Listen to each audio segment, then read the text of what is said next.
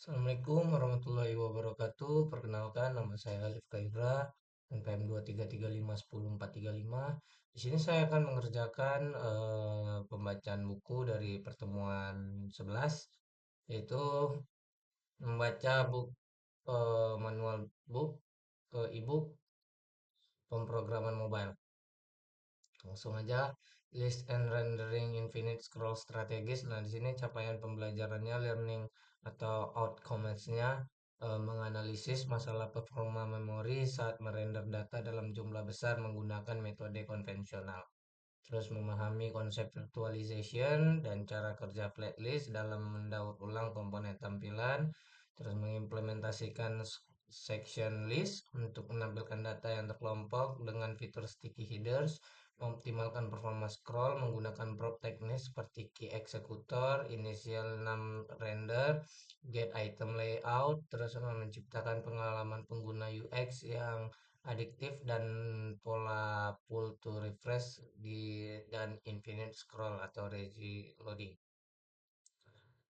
The list performance problem, the RAM killer. Nah, ini bagi pengembang yang berlatar belakang web, naluri pertama saat ingin menampilkan daftar data dalam menggunakan metode JavaScript standard array atau array.map. Di web kita terbiasa menulis data map item, div item name, div, dan browser akan merender semua tanpa banyak protes. Nah, namun membawa kebiasaan ini ke pengembangan mobile menggunakan komponen scroll view adalah resep bencana performa yang paling umum terjadi. Nah, masalah utamanya terletak pada cara scroll view bekerja yang merender seluruh komponen anak sekaligus saat pertama kali dimuat.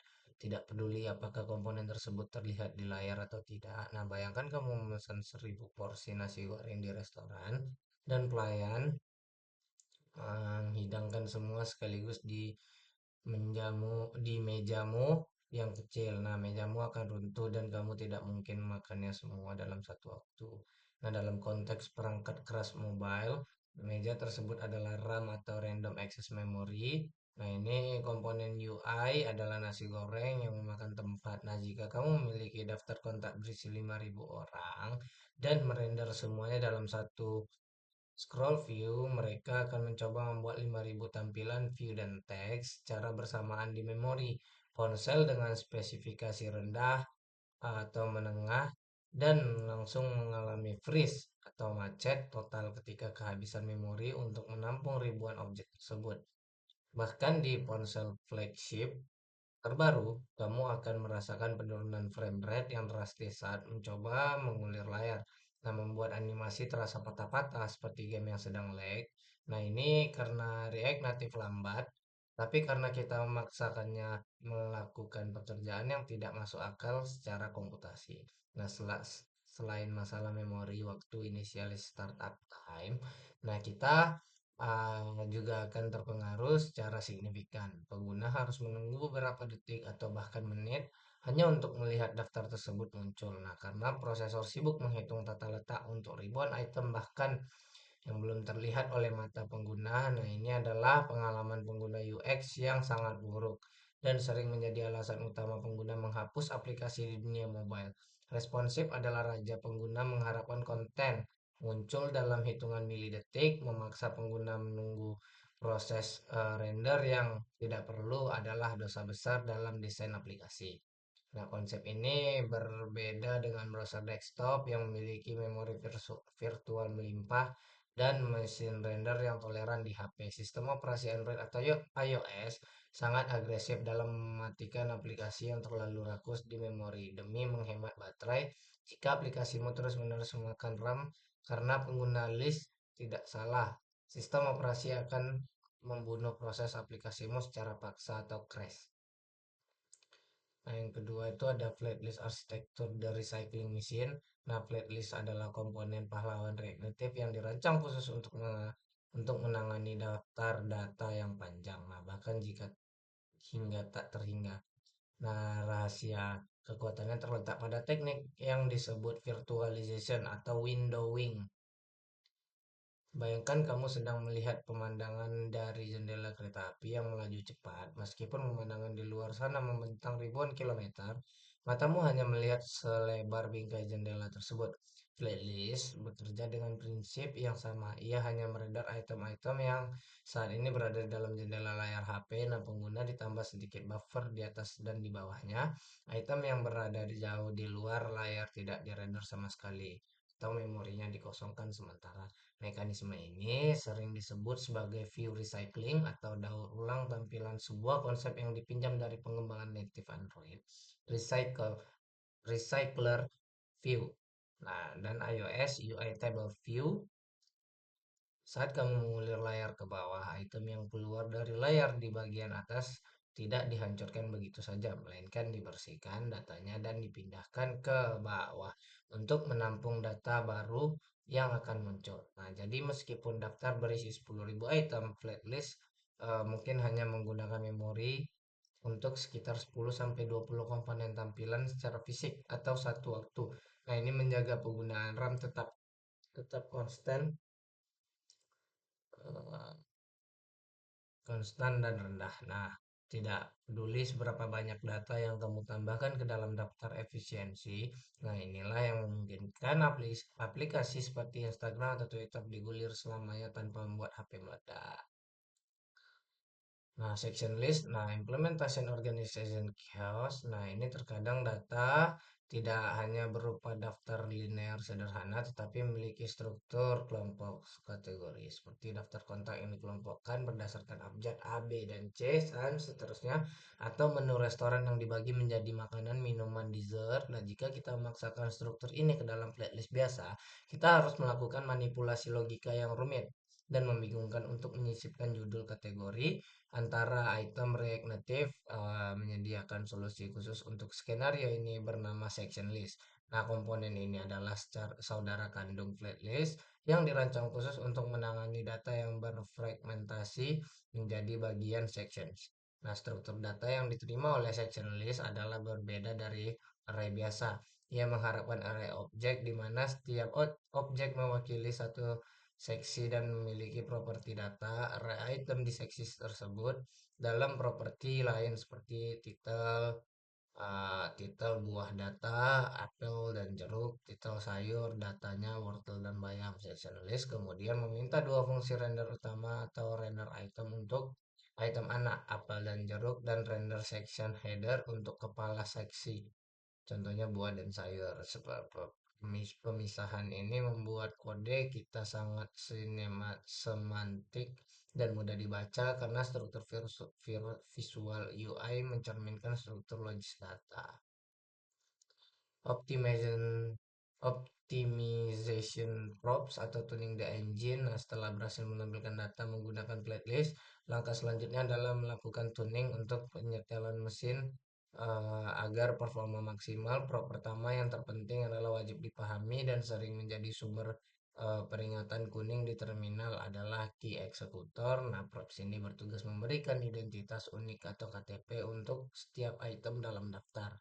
Nah, React Native membutuhkan ID unik ini untuk melacak item mana yang berbuah, dihapus dan ditambah sehingga ia bisa meminimalkan render ulang. Jangan menggunakan indeks array 012 sebagai key daftar, bisa berubah urutannya. Nah, karena itu akan mengacaukan manajemen memori React, gunakan ID unik database seperti item ID atau item UUID.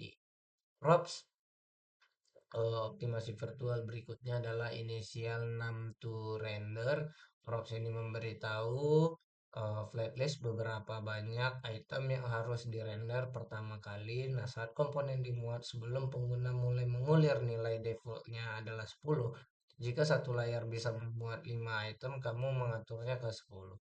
Nah, itu sudah cukup bagus, namun kamu mengaturnya ke 100, aplikasi akan terasa terbuka atau slow startup karena sibuk merender 90 item yang tidak terlihat. Nah, sebaiknya jika diatur ke satu, pengguna akan melihat ruang kosong di bawah item pertama. Angka ajaibnya adalah berapa banyak item yang memuat di satu layar, nah plus sedikit cadangan. Menyetel angka ini dengan dapat memberikan persepsi bahwa aplikasi sangat cepat. Terus ada UX patterns for leads initiate addiction. Nah, ini untuk menampilkan data hanyalah separuh cerita. Separuh lainnya adalah bagaimana pengguna berinteraksi dengan aliran tersebut. Pola UX atau user experience. Pertama yang paling umum adalah pull to refresh. Gestur menarik layar ke bawah untuk memuat data baru. Nah, pola ini dipopulerkan oleh Twitter, kini menjadi standar industri di React Native.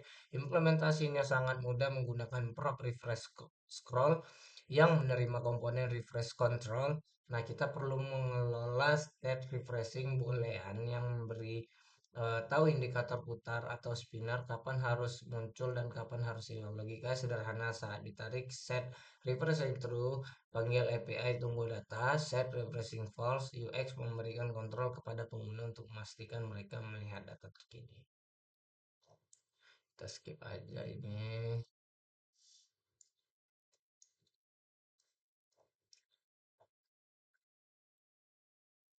Bab 10 ada Global State Management Beyond Props Drilling. Nah, ini The Props Drilling Problem, The Bucket Bridge. Nah, ini bayangkan sebuah skenario di mana kamu sedang memadamkan kebakaran di desa terpencil sebelum adanya mobil damkar modern. Nah, penduduk desa harus berbaris panjang ke sungai. Semua yang terbakar mengoper ember air dari tangan ke tangan satu persatu orang untuk mengambil air memberikannya ke orang kedua, ketiga, dan seterusnya sampai ke 10 menyiramkannya ke api. Nah, orang kedua hingga ke 9 sebenarnya tidak peduli dengan air itu. Mereka tidak meminumnya dan tidak menggunakannya untuk mandi. Mereka hanya berfungsi sebagai penentara kurir. Dalam istilah React, nah inilah yang disebut dengan prop drilling. Jika terjadi, kamu harus mengoper data dari komponen kakek buyut atau grandparent ke cicitnya atau great grandchild. Nah, ini melewati banyak lapisan komponen perantara yang sebenarnya tidak membutuhkan data tersebut. React Context API The Broadcast System. Nah, ini sebelum kita melompat ke pustaka pihak ketiga yang canggih, React sebenarnya sudah menyediakan solusi bawaan untuk masalah profiling, yaitu Context API. Pikirkan Context API sebagai sistem pengeras suara atau public address system. Nah, ini di sebuah sekolah di gedung perkantoran. Ketika kepala sekolah ingin membuat pengumuman penting, dia tidak membisikkannya ke guru, lalu guru membisikkan ke ketua kelas, lalu ketua kelas ke murid. Rote drilling. Sebaliknya, ia menggunakan mikrofon yang suaranya langsung terdengar di seluruh speaker eh, yang terpasang di setiap kelas. Semua orang berada di dalam jangkauan provider. Gedung sekolah bisa mendengar pesan tanpa perantara.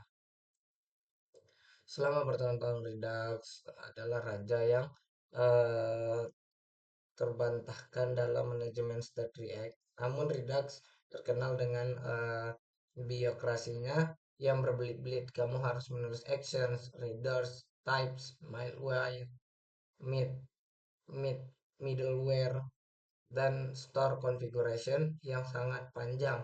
Boilerplate, nah hanya untuk mengubah satu variabel boolean bagi pengembang Gen Z yang menginginkan kecepatan kesederhanaan.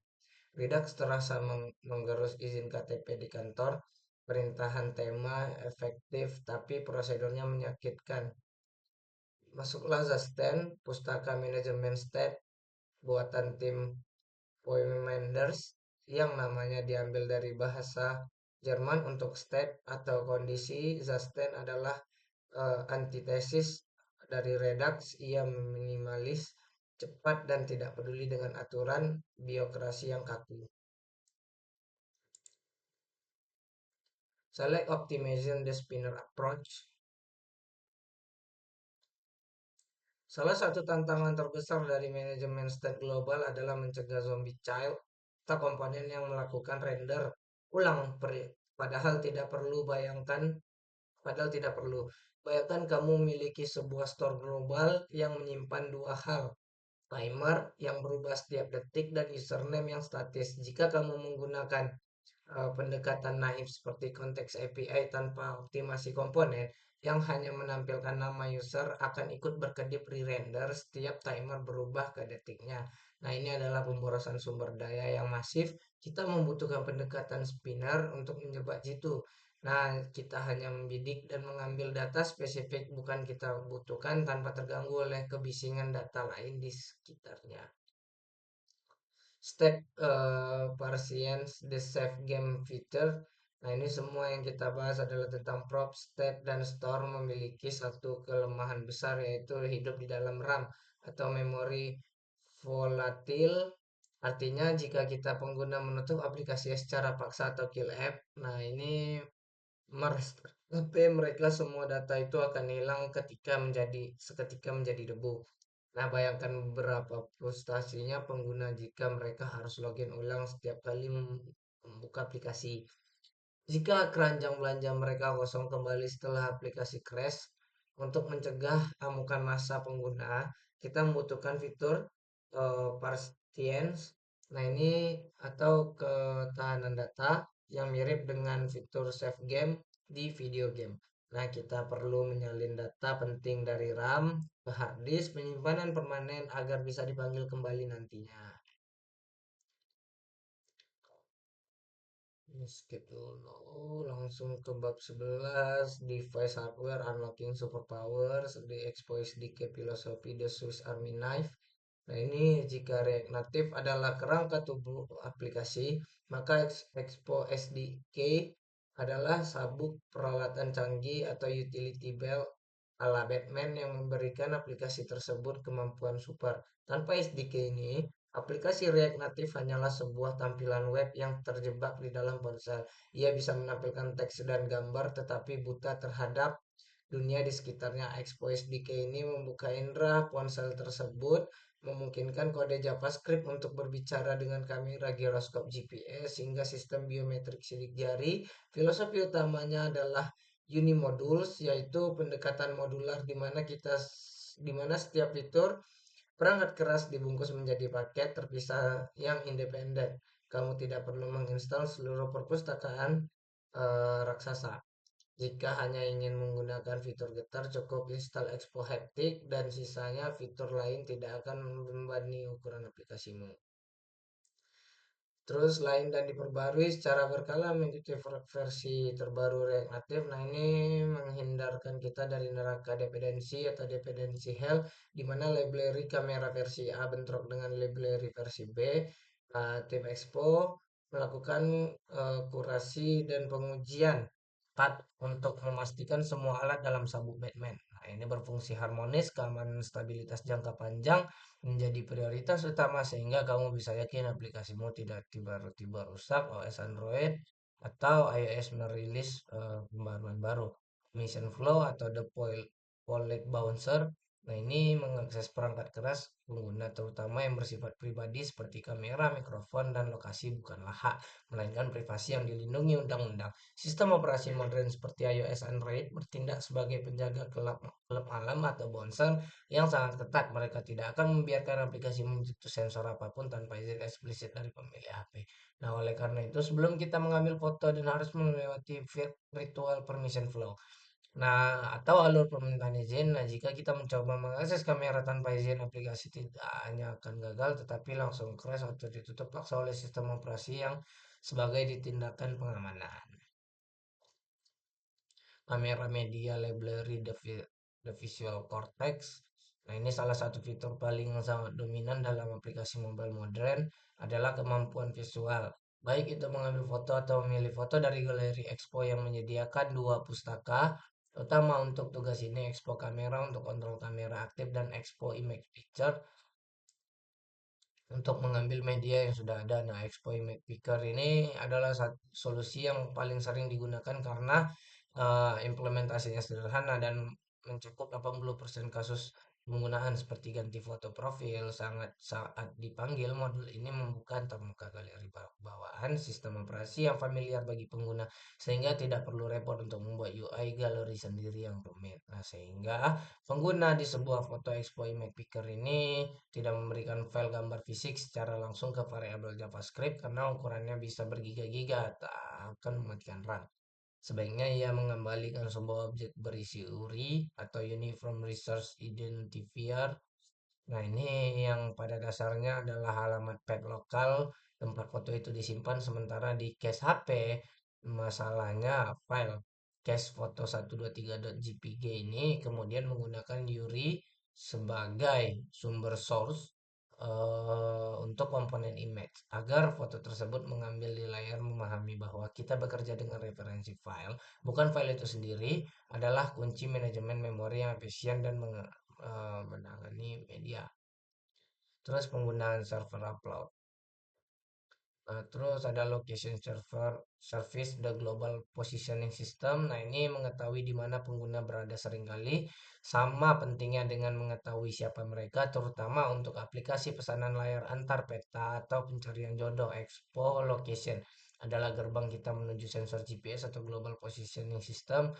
Nah, di perangkat modul ini sangat powerful karena bisa menentukan lokasi pengguna dengan akurasi hingga beberapa meter menggunakan kombinasi sinyal satelit Wi-Fi yang di menara seluler. Ada dua mode utama, ada foreground location hanya saat aplikasi dibuka dan background location tetap melacak meski HP di saku. Untuk pemula dan 99% kasus kuliah, free ground location sudah cukup dan jauh lebih mudah izinnya.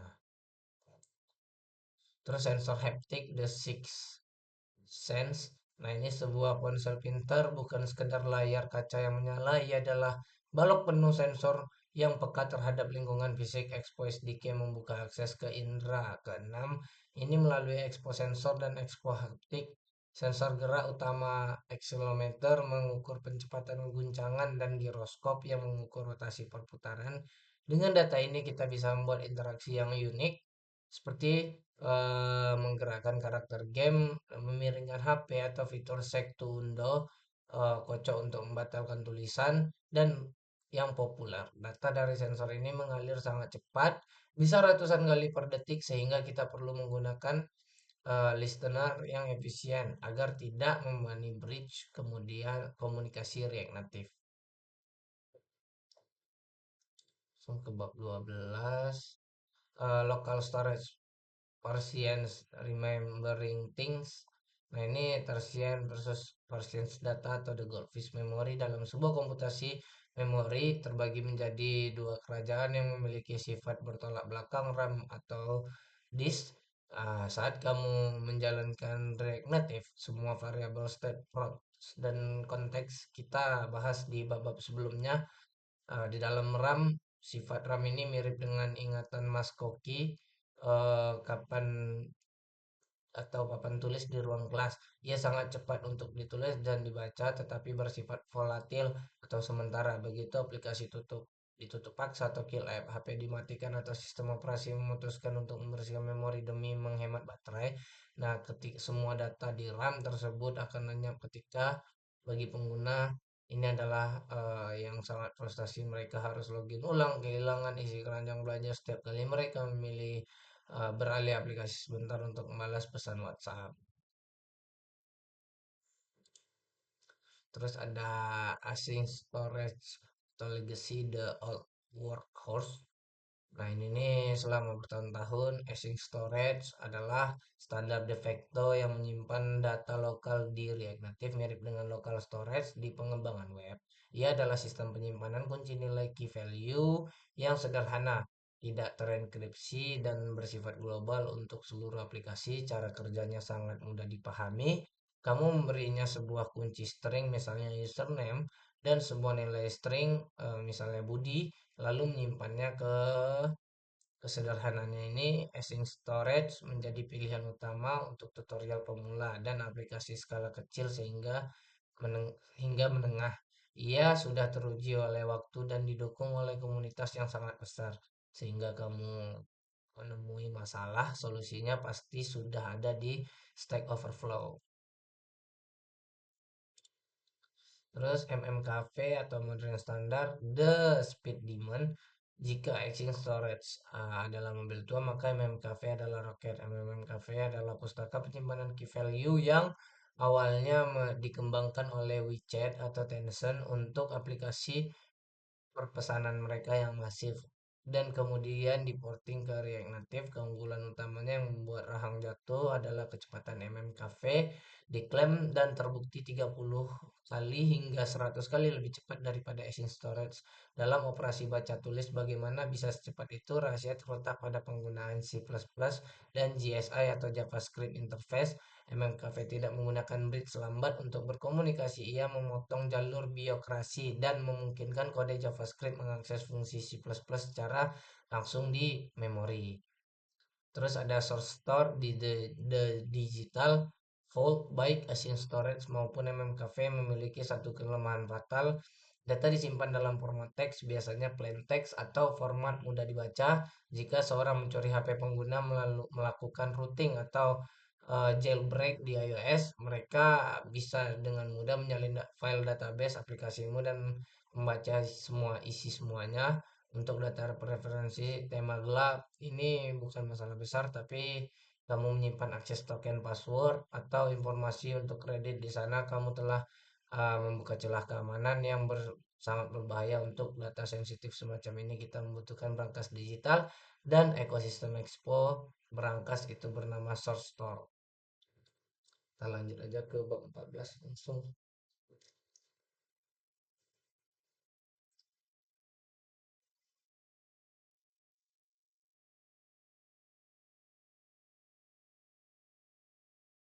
Rebuild Concepts the Graduation Day.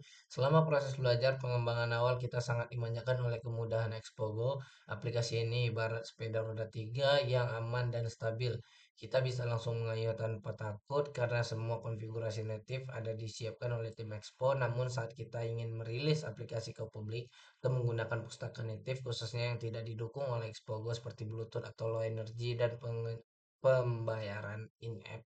Kita harus lulus dari sepeda roda tiga ini. Nah, kita memasuki fase di mana disebut pre-build, di mana kita beralih dari lingkungan sandbox yang terbatas menuju lingkungan development build yang penuh kuasa. Ini adalah momen di mana kodemu bertransformasi dari sekedar script JavaScript yang aplikasi native Android adalah iOS yang sesungguhnya setiap kali untuk berdiri sendiri. Web icon splash screens dress to impress. Nah, ini sebagus apapun kode di balik layar, pengguna akan menilai bukumu dari sampulnya. Dan dalam konteks aplikasi mobile, sampul itu adalah app icon dan splash screen itu adalah icon di aplikasi, adalah elemen visual pertama yang dilihat oleh pengguna di toko aplikasi dan layar beranda mereka. Icon yang buram, tidak profesional, atau terlihat amatir kan menurunkan kepercayaan pengguna secara instan sebelum mereka bahkan membuka aplikasimu di React Native. Dan dengan Expo kita tidak perlu membuat 20 ukuran icon berbeda secara manual untuk setiap jenis iPhone dan Android. Nah, Expo menyediakan mekanisme konfigurasi aset yang cerdas di App Design. Nah, ini adalah memproses satu gambar berkualitas tinggi menjadi berbagai ukuran yang dibutuhkan dalam sistem operasi. Yes, build. Nah, ini setelah kode selesai dan aset siap, tiba saatnya untuk mengubah kesimpulan teks. JavaScript ini menjadi file binder yang bisa diinstal .apk atau .aab untuk Android dan APA untuk iOS dulu. Dulu proses kompilasi atau build ini membutuhkan komputer yang spesifikasi dewa. Untuk membuild aplikasi iOS, kamu wajib memiliki komputer Mac, pengguna Windows dan Linux hanya bisa gigit jari untuk meminjam laptop teman. Masalahnya dipecahkan oleh iOS Build Expo Application Service. Nah, sebuah layanan CI atau CD, Continuous Integration atau Continuous Deployment, berbasis awan. Anggaplah ES Build ini sebagai public cloud, di mana kamu mengirimkan cetak biru ke kode aplikasimu dan server kuat memiliki Expo yang akan merakitnya menjadi aplikasi jadi.